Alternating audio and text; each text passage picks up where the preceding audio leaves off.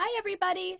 I'm Catherine, and I'm joined today by Aggie, Brian, and Julie, and we're going to talk about books that have been made into movies, TV shows, and miniseries. Brian, why don't you go ahead and get us started? Thank you.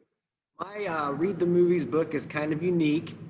It's Different Seasons by Stephen King, and it's a book of short stories, four of them, and three of them have been made into movies.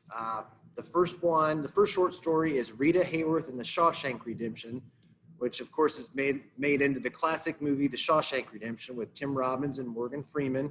And it's about Andy Dufresne, who's sentenced to prison for the murder of his wife and her lover.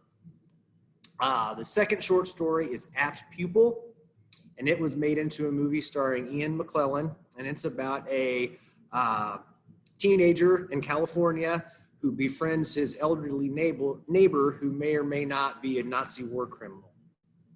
The third short story is titled The Body, and it takes place in 1960, and after a local boy is presumed dead, four young kids go in search of the body. And this, of course, was made into the movie Stand By Me, starring Will Wheaton and River Phoenix. Unfortunately, we only have the print copy of the book. You can't, it's not available on Hoopla or Overdrive. It's real good for, if you've never read Stephen King before, each story is about 80 to 150 pages, so you should give it a try. Stephen King's terrific. If you've never read him before, this is a good place to start. You can try one of these short stories.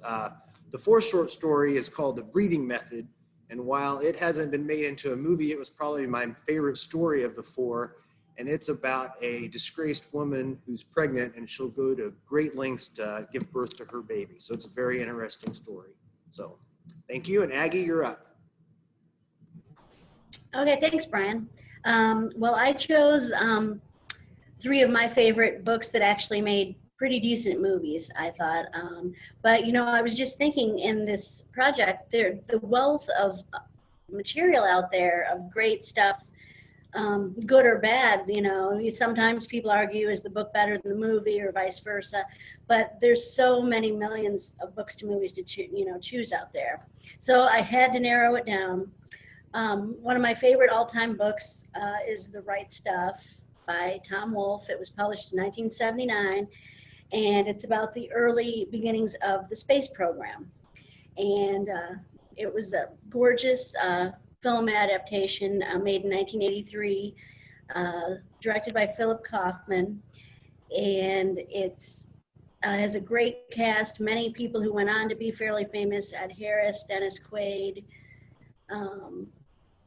Sam Shepard stars as Chuck Yeager, and it just really is a very artistic but brilliantly acted and great film that chronicles the early beginnings of the space program, and it really shows you the heroes that those guys were. I'd also like to mention that it was recently remade as a mini-series on Disney Plus, so I don't know if we'll get the physical media of that eventually, but it's worth mentioning that they wanted to redo that material for the modern era.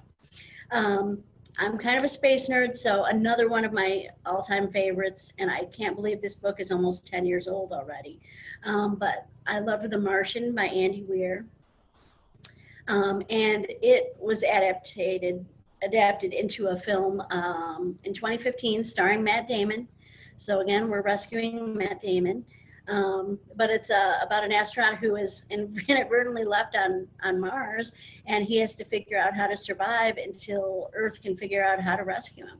And it was just really original, fresh, and the film was just very well done, and it really was very faithful to the book, which doesn't always happen. And just on a side note, I thought, well, I'll just throw in one last one that I've been thinking about a lot lately.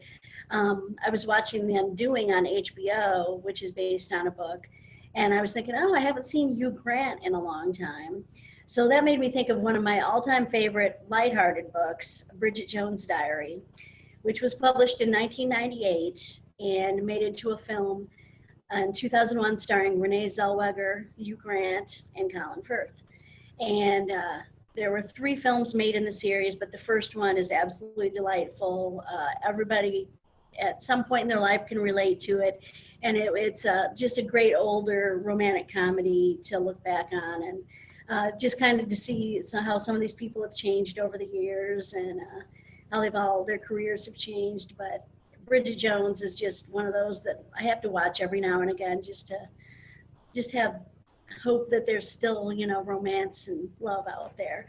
So, and I was, again, like I mentioned, there's just so much material out there right now, and almost everything you watch is based on a book. All these books are available in print copies and on Overdrive. So check out anything. And there's a great list on bookbub.com or bookriot.com, I'm sorry. The list the 100 greatest books that were turned into movies. So if you want to check out more material there, go ahead and check that list out, because it had a lot of great suggestions. Okay, Julie, what do you have for us today? Well, Aggie, I am going to second your recommendation for The Martian. And I have to say that I'm normally not a science fiction reader, so I want to recommend that book and movie to people who might not normally read science fiction. If you watch the movie first, it will help you ease into the book later. And read that. And what I liked about the book is that it's funny and fast-paced, it's suspenseful. I agree with Aggie that the book stays pretty true to the movie, or the movie stays pretty true to the book. And the movie came out in 2015. It's rated PG-13, and it stars Matt Damon as astronaut Mark Watney. The library has the movie available on Blu-ray and DVD, and Aggie mentioned that the book's available in print and ebook, also audio CD. And if you liked The Martian, or you like The Martian after you listen to our recommendations, here's a heads up that Weir has a new book coming out in May 2021 called Project Hail Mary. I had a chance to read a sneak preview of the book and thought it was terrific. It has similar humor and pacing to The Martian, but has a very different storyline. The movie version for Project Hail Mary is already in the works, with Ryan Gosling set to star as astronaut Ryland Grace. You can look for that book in May. So meanwhile, search the library's online catalog for Andy Weir and check out his books. And I will send it back to Catherine for wrap up. Thank you so much. You know what? I actually got an advance copy of Project Hail Mary 2, and it will be nice to see Ryan Gosling in something. I feel like we don't see him enough anymore. Our Argos fix. It's so funny Aggie mentioned Bridget Jones, because that's one of my holiday classics that I go back to every year. Did anyone also see Bridget Jones's Baby, or read Bridget Jones's Baby? And I don't know if it aged well. It's one of those classics. I love it. It's a comfort book I go back to. I don't know how well it's aged. I don't know if it holds up as much, but I still love it. I have one that is not come out yet. No one has seen this movie yet. It is News of the World by Paulette Jiles. And this is a Civil War era book, and the movie is coming out, thanks COVID, straight to Netflix on Christmas Day. This is Tom Hanks as Captain Jefferson Kyle Kidd. In the wake of the Civil War, Captain Kidd travels through northern Texas, giving live readings from newspapers to paying audiences hungry for news of the world. This is something that, as a millennial, I never even considered would have happened in our history, and it's really interesting to think about. He's an elderly widower. It's really hard to think of Tom Hanks as being an elderly character, but he's an elderly widower who has lived through 3 wars and fought in 2 of them, and he enjoys his solitary existence. In Wichita Falls, he's offered a $50 gold piece to deliver a young orphan to her relatives in San Antonio. 4 years earlier, raiders had killed her parents and sister and spared her, and they raised her as one of their own. She was rescued by the U.S. Army, and the now 10-year-old has once again been torn away from the only home she has ever known. So throughout their 400-mile journey together, they go through unsettled territory. You get a really detailed and interesting look at this period in time and the landscape. This character, Joanna, she's forgotten how to speak English. She tries to escape and run away from Tom Hanks's character at every turn. She won't wear shoes. He keeps giving her shoes. She throws them away.